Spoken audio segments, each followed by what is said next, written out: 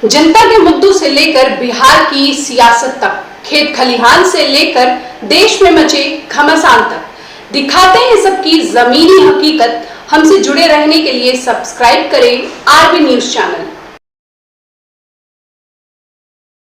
ये तुष्टीकरण की राजनीति है। ये सनातन, ये बात ने कहा ना हमने कि तमाम दागी भ्रष्टाचारी लोग जो चाहते हैं कि मुस्लिम तुष्टीकरण को हम खुश करके रखें जिसका वोट हमको मिले। हम लोग कभी ऐसा नहीं करते। हम लोग उस मुस्लिम को भी लेकर चलने का काम करते हैं। हर समाज, हर धर्म मजहब को लेकर चलने का काम करते हैं। सनातन पर चंद्रशेखर जी का जो बयान आता है, चाहे स्टालिन का जो बयान आता है, ये अपने अपने वोट बैंक को खुश करने के लिए कहते हैं। ये बहुत दुर्भाग्य की बात है। इस देश के अंदर जब कोई नेता होता है तो सबका नेता होता है, सबका MP MLA होता है, सबका मंत्री, सबका प्रधानमंत्री होता है। और आप जिस तरह से एक तुष्टीकरण की जाति वर्ग की बात करते हैं, ये बहुत गलत बात है। और चंद्रशेखर जी तो प्रोफेसर हैं, माननीय शिक्षा मंत्री जी तो प्रोफेसर हैं।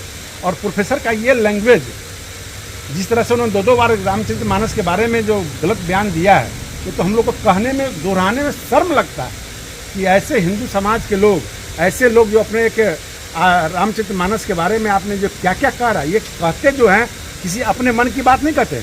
एक जो अशिक्षित मंत्री कोई हो, जिसको शिक्षा से भेंट नहीं हो, वो अगर कुछ बोलता है तो लोग कहता है चलो अशिक्षित है। लेकिन चंद्रशेखर जी तो प्रोफेसर हैं। उनके अपने नेता के बातों को ख्याल में रखते हुए, अपने वोट बैंक को ख्याल में रखते हुए ऐसे बयान देते हैं। बिहार की जनता उनको आने वाले समय में सबक सिखाएगी। ठीक पर चुप्पी क्यों? अरे ये लोग नफरत, हम पूछते हैं कि मैं पूछना चाहता हूँ कि 9 वर्षों में आप ये बताइए कि भारतीय जनता पार्टी की सरकार बनने के बाद कहाँ क्या हो रहा है। सभी सुकून, चैन और शांति से जी रहे हैं। सब लोग खाना खा रहे हैं, सो रहे हैं, व्यापार कर रहे हैं, रोजगार कर रहे हैं, और ऐसे में कहीं कोई समस्या नहीं है। आने वाला समय मुस्लिम भी इस बात को समझेगा। तुष्टीकरण की राजनीति करने वाले जो क्षेत्रीय दल है, वो उनके वोटर भी समझ रहे हैं। और कुछ लोग कट्टर होते हैं, हिंदू समाज में भी कट्टर लोग होते हैं और मुस्लिम समाज में होते हैं। वैसे लोगों के कारण समाज बदनाम होता है। तो मेरा आग्रह होगा कि जो सही दिशा है, सही बातें, उसको लेकर आगे चलें। आने वाला समय भारत का भविष्य उज्ज्वल है। भारत की जो सभ्यता संस्कृति है अन्य देशों की अपेक्षा बहुत सुंदर है। और इस संविधान में सबको रहने और सहने और खाने पीने, अमन चैन करने का अधिकार है। ये भारत में ही हो सकता है, न कि पाकिस्तान में हो सकता है, न जापान में हो सकता है, न इंग्लैंड में हो सकता है। भारत ही एक ऐसा वर्ष है जो भारत की सभ्यता संस्कृति के साथ आगे चलती है। 6 बार संविधान में संशोधन करना पड़ेगा, जिसमें बहुत समय लगेगा। और ये 6 बार नहीं, 100 बार करना पड़े। चिदम्बरम तो भ्रष्ट आदमी है, चिदम्बरम तो दागी आदमी है, खुद सजायाफ्ता लोग हैं। ऐसे लोग क्या राय देंगे?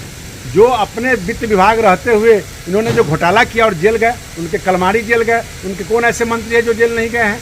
चाहे वो जमीन के अंदर में घोटाला किया हो, चाहे जमीन पर किया हो, पाताल में किया हो, आसमान में किया हो, कोयला का घोटाला किया हो, तुझे एक्सपेरिमेंट का घोटाला किया हो, चाहे तो बोफोर्स का घोटाला किया हो। ये तमाम कांग्रेसी, तमाम गांधी परिवार, जो नकली गांधी परिवार हम कहते हैं, ये लोग तो देश को बर्बाद करने का काम किया है। तो अच्छी बात इनको अच्छा कैसे लगेगा?